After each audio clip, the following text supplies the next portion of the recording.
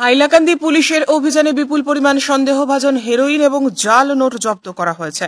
হাইলাকান্দি জেলার ভাউরঘাট বাজারে একটি মুদি দোকান থেকে হাইলাকান্দি পুলিশ এবং আধা সামরিক বাহিনী 138 গ্রাম হেরোইন এবং 49,000 টাকার জাল নোট উদ্ধার করেছে। গ্রেপ্তারকৃতদের নাম জামিল হোসেন লস্কর এবং জাবেদ হোসেন লস্কর। হাইলাকান্দি পুলিশ বর্তমানে ওই দুই ব্যক্তিকে জিজ্ঞাসাবাদ করছে। Bureau report, CNN24 news, Silchar.